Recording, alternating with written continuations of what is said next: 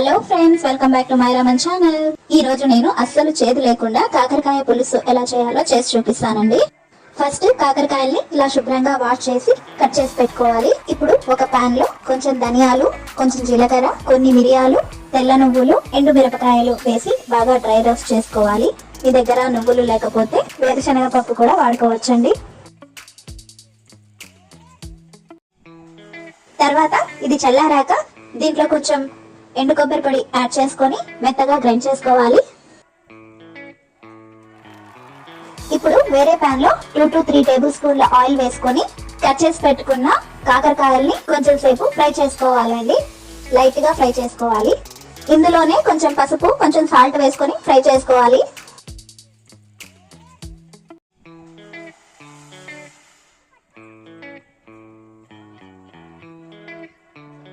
ఇది వేరే ప్లేట్ లోకి తీసుకొని ఇప్పుడు అదే పాన్ లో ఇంకొంచెం ఆయిల్ వేసుకొని 2 to 3 టేబుల్ స్పూన్ ఆయిల్ వేసుకొని ఇందులో ఆనియన్, పచ్చిమిర్చి వేసి కొంచెం సేపు ఫ్రై చేసుకోవాలి.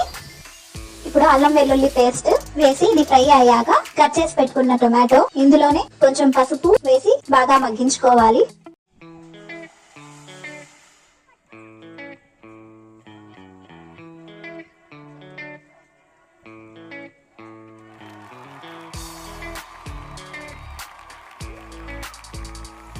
తర్వాత ఇందులో మనం గ్రైండ్ చేసి పెట్టుకున్న మసాలా వేసి కొంచెం సేపు కుక్ చేసుకోవాలి.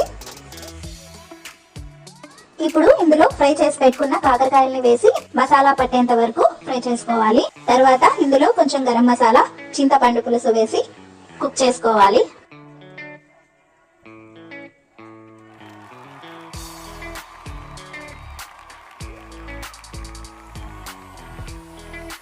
ఇప్పుడు కొంచెం వాటర్ యాడ్ చేసుకొని కొత్తిమీర కూడా వేసుకొని టేస్ట్ చూసుకొని కొంచెం సాల్ట్ కూడా యాడ్ చేసి కొంచెం సేపు కుక్ చేసుకోవాలి. అంతే అండి. దీంట్లో బెల్లం కానీ పంచదార కానీ ఏం యూజ్ చేయలేదు, కానీ అస్సలు చేదు ఉండదండి. పిల్లలకు కూడా బాగా నచ్చుతుంది. సో మీరు కూడా ఒకసారి ట్రై చేసి చూడండి. మీకు ఎలా వచ్చిందో నాకు కామెంట్ చేసి చెప్పండి.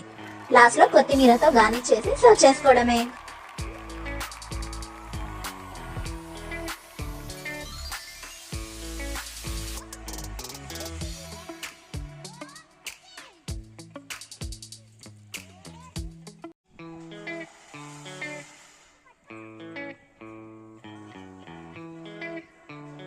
ఈ వీడియో మీకు నచ్చినట్లయితే లైక్, షేర్, సబ్స్క్రైబ్ చేయండి. Thank you for watching.